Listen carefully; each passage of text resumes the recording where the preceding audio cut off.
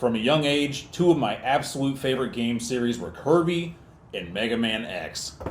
Kirby was fun, easygoing, and just the right amount of weird. Mega Man X was gritty, had tight controls, and ball-busting difficulty. It truly made you a Mega Man. So that kind of brings us to today's video, and I'm not just looking at one kit this time, but two. These are the Eastern model kits for Mega Man Zero and Copy X. These are from the Zero series, which take place 100 years after the events of Mega Man X. It was said that robotics had become so advanced, it was hard to tell the difference between humans and robots. So I've had both of these since pretty early on this year, and they're actually what kind of inspired me to do the whole painting YouTube thing. So obviously I've already painted and built these guys, and I don't have any footage of that.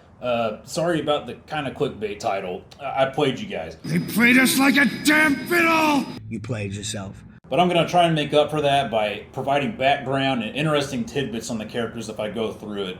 Of course, if you're only interested in the actual model kits, I'll provide timestamps so you can skip ahead to the good stuff. But I think that's about enough said. Let's get straight to it. Ready? From the first game, Zero has served as a mentor to X and his trusty sidekick. But he's no sidekick. He's actually the main character, and you just don't know it yet. Zero was created by Dr. Wily. His name was the antithesis of X, who represented the variable with endless potential. Zero was created to end everything. To aid in this objective, Wily embedded the Maverick virus in Zero, designed to spread to other machines and make them go berserk. Prior to the events of Mega Man X, Sigma, originally a good guy, would find a rabid Zero freshly emerged from his capsule. After a near-death encounter, Sigma would knock Zero unconscious by catching a lucky break and capitalizing on the opportunity. What most don't know is that during this exchange, the Maverick virus was transferred to Sigma's body, and the two were believed to have swapped personalities.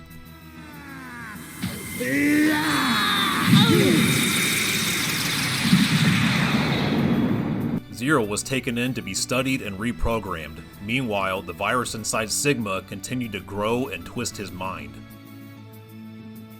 If you played any game from the X series, you know the deal. Zero is a badass, he's calm and collected, and he knows how to make one hell of an entrance.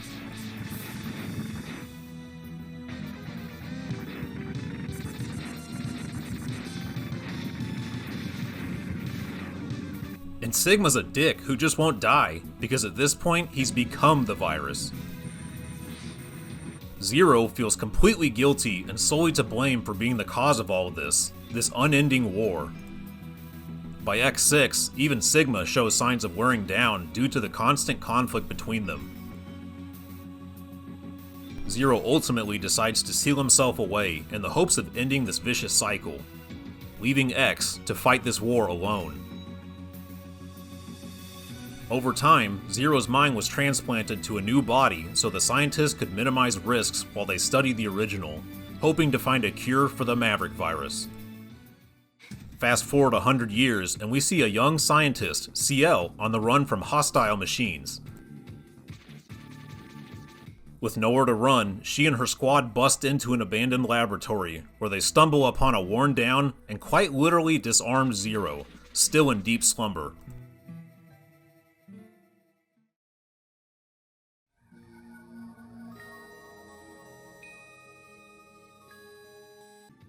In a last-ditch effort, CL's companion sacrifices herself in an attempt to wake Zero. And once more, this legendary Reploid would stand and fight.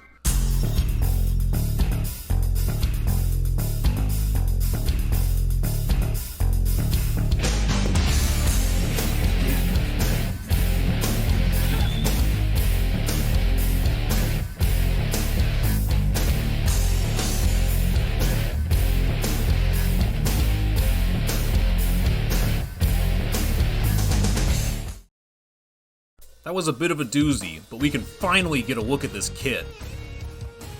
So there's a couple of changes in cosmetics from his game version, namely they slapped a couple of Z's on the vest because, okay.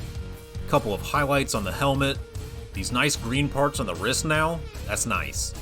And a few stickers spread out to give that Android look. I used 3 coats of metallic red and 3 of gold on this. It turned out pretty dark, but I actually really like it. This color scheme is something closer to his ultimate form. I wanted to hit the hair too, but I thought it was fine enough as is. Zero's got two hair options, the first being the bigger, more fanned out type, and the second has that high speed movement type of whoosh thing going on. It's worth noting how lightweight the hair really is, because it's been a recurring issue with figures of Zero in the past. It makes him kinda back heavy when you try to put a convincing ponytail on this guy. Past iterations have either wimped out on the size, or tried to overcompensate with something like this atrocious hair joint. Oh god. But no, this is pretty great. You can put it up however you want it, and most of the time it's not a problem. You get two facial expressions, and they're really not that impressive. They look a bit dollish. They get the job done. Not too bad to swap out, just a little unsettling. While I'm here, I gotta show you this LED unit in the head. You definitely need a thin tool for this because your finger is not getting in there. I know it's a bit hard to see what's going on. I'm trying to hit a little switch on the back. There it is. This is a little hard to see with the lights on. Even in the dark, it's still not super bright. It's still a really cool feature for this kit though. So satisfying. Let's check out the arsenal. The Z-Saber is Zero's signature weapon. Shortly after he wakes up, the sword is returned to him by X. He just chucks it through a TV. The Z-Saber is a combo weapon and has several techniques for close-range combat. It even gets a charge attack this time, letting you throw out a fat hitbox for big damage. You get a small LED for this thing. It's bright as shit. When you fit it into the saber, it does look pretty cool. But when the battery dies on this thing, it's just done. So when I get all these lights going at once, I'm like, oh shit, go, go, go, get the footage and shut them off. But the Z-Buster is a bit different this time because it's not built into Zero's arm. He actually picks this off of a dead soldier right after he wakes up. I didn't know this for the longest time, but the Z-Saber actually slots on top of this, and that's how you're able to charge your shots in these games. The more you know. You got a decent triple shot effect for this, not too heavy, but no LEDs for this one. Oh well. The Triple Rod is a versatile weapon that can extend in 8 directions. You can pogo off of enemies with it, and it gets this pretty sick looking charge attack. I was a little sad they didn't have an effect for that in this kit, but it gets an LED just like the Z-Saber, and it looks just as cool. I really like this weapon actually. I just think posing with it can be a little bit awkward. The Shield Boomerang is Zero's defensive option, and you can throw it like a boomerang. This one always felt a bit underwhelming in the games, but in the right hands it can be just as deadly and pretty satisfying to watch. We also get the Z-Knuckle here. This doesn't look like much, but this lets you grab enemies' weapons right off of them and give them a taste of their own medicine. It's like a callback to Mega Man taking other robots' powers. Now I've got your power! One issue I came across is that some joints are just too damn small. Like look at this arm joint holding everything together. You have to be careful with any movement because it could snap off. Mine did. You get some really good movement in the legs, though some of the armor tends to pop off when you're posing. But the feet are really solid and accommodating for a good range of motion. If I had to rate this kit, I'd probably say it's a 9, and there's definitely some bias in there, but other than a few weak joints and the dim headlight, this kit kinda spoils you, even compared to Master Grade Gundams. You usually don't get this many weapons, or they aren't as fleshed out. You rarely get an LED in kits. This one gives you 4 and extra batteries. Capcom branded, bitch. The facial expressions are kinda weak too. Had to bring that one up again. You even get this holographic card. This was their way of hyping up the Copy X figure before he'd been released. But I'm pretty much done with Zero for now, so let's move on. While Zero slept, X would continue to fight for peace for nearly 100 years. He would eventually achieve this goal, and both humans and Reploids alike revered him as their savior.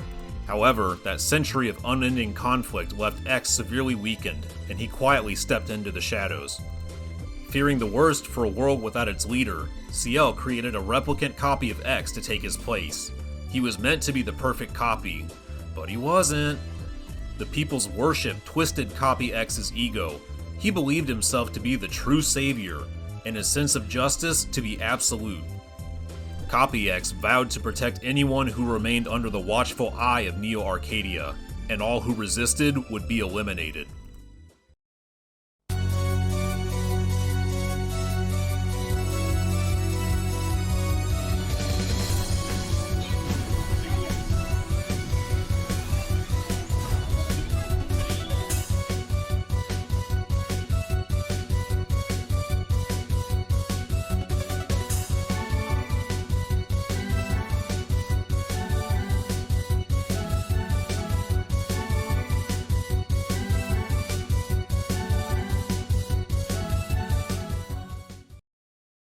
So here's the model for Copy X, and I gotta say he is significantly less cool than Zero.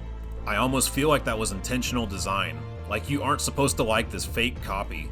I mean, just look at that condescending stare. He is so full of himself.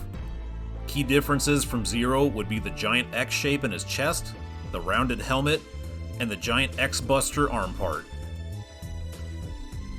The X-Buster's got an LED built into it, but I think the batteries are dead, so I'm getting in there and replacing them. After tearing the whole thing apart, I'm gonna put it back together. Now check it out. Damn, that's bright. Just like Zero, X has an LED unit in his head too, and this one's a little easier to get to.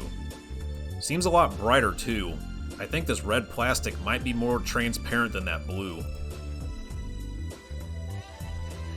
Sadly, X doesn't get any hair, and none of the weapons Zero gets either.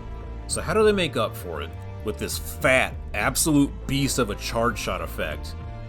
You can turn it on by shaking it or giving it a little flick. It's so bright, dude, oh my god. It's pretty heavy too. Now this is what I'm talking about. This is a win for the Copy X kit. It's just too fun not to be taking shots in the dark when you've got all these lights going at the same time. I'll admit it, Copy X was kind of a hard sell on his own. It's really best when you have the pair because they complement each other so well. If you want to make things a little more intimate, you can connect the bases together, and the clear colored plastic made for some awesome lighting effects. Just gonna give you a few shots of the dynamic duo in action. I want to score Copy X lower just because he's not Zero, but he has better lighting effects, and the build seems a bit sturdier too. Instead of the holographic cardigan, you get these derpy looking pins. Not too shabby. So it goes without saying, this is another 9. Yeah, but Zero's still better. That about does it for today. I hope you guys enjoyed this one. Thank you for watching. I'm really proud with how this video turned out, and both of these guys too, considering they're my first paint projects. Not bad. I've kind of been looking at these Kotobukiya products, because I think it's high time I built and painted another Mega Man kit. If you guys like this video, leave a like. If you haven't subscribed yet, consider doing so. I'm trying to see if I can't make 300 by the end of the year. I gotta set some kind of goal, right? And that's about it. This is Ren Zero, signing out.